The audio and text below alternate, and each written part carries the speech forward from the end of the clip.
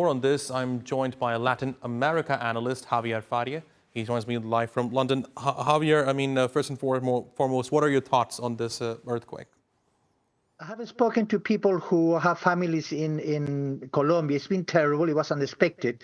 One of the people you interviewed in your report said this might have been unexpected, and that is the problem. They were not expecting this situation. They haven't had an earthquake for a long time. There is an accumulation of energy in the plaques that provokes this kind of earthquakes. So when it came heavy, like it happened in Venezuela. Colombia was not prepared for this situation. And that's going to, in a way, change the agenda of President De Espriella, because he had to prioritize now the rescue and reconstruction of the areas which have been affected. We're talking about 593 municipalities in Colombia. Some of them, as you explained, as your correspondent explained very rightly, Manuel Rueda, away from the big city like Cali, for example. Cali can cope with that because the big city have been there, it's well organized, but all the small municipalities in the countryside were not prepared. That's going to be the priority for the new government, to try to first the job of rescue and then the reconstruction, which is going to heavily affect the economy and is going to change many of the plans that Mr. De Espriella had when he was elected.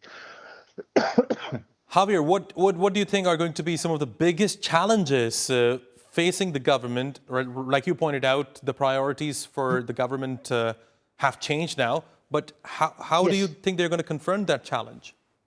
It has started already. He has created what we call a state of emergency, a state of economic and social emergency. He has announced that he's going to postpone the regulation of taxes. There's not going to be tax raises, but he's going to have to readjust the national budget, make cuts, and reassign certain resources to be able to carry out the operation of rescue and reconstruction. He will receive $200 million from the Inter-American Development Bank, which is the regional branch of the World Bank, and also negotiate 450 million credits from the World Bank in order to do this. But he has announced already that there's going to be cuts in the budget, which was already being announced anyway, like happened in other countries which are ruled by the right, but also to have to reassign resources from these budgets. Now, if he's not going to raise taxes, he's going to have to find resources from somewhere to be able to carry on with the process of reconstruction, of rescue and reconstruction. Again, we have to be very clear. This was not expected. This is a few days after he was elected, the first challenge appears. But so far, he seems to be taking certain measures, and they see whether they will actually work in the long term.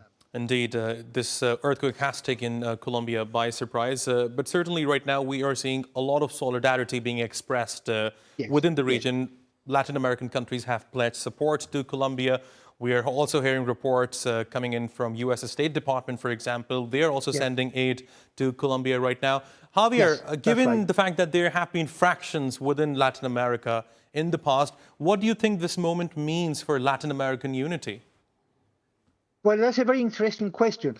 The very radical, hostile in many ways rhetoric of this right-wing president will have to be postponed for a more conciliatory approach, because he's receiving help from governments like Mexico, for example. You mentioned Mexico. Mexico is a left-wing government, and De Espriella has been very hostile towards countries like Mexico because of the left-wing governments. Now he has to moderate the language because he needs this resource. He needs the solidarity. We have to understand Latin America, South America mainly, is very full of earthquakes. We have earthquakes all the time. I come from Peru. We have had terrible earthquakes there. And even though people disagree with the government, we always got support from other governments in the region. This could create a new narrative in terms of the kind of language that these governments use, because they're going to be getting from the very governments they have been hostile towards and who have been hostile against him. So this could create a new situation. And don't forget that some scientists predict that there's going to be new earthquakes, there's going to be new tremors.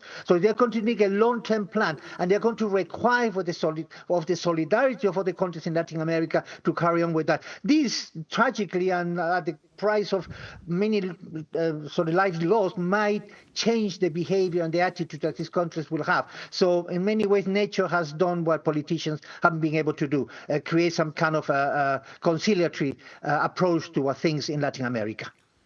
Javier Farje, thanks very much for joining us here on TRT World. I really appreciate your taking out the time. My pleasure.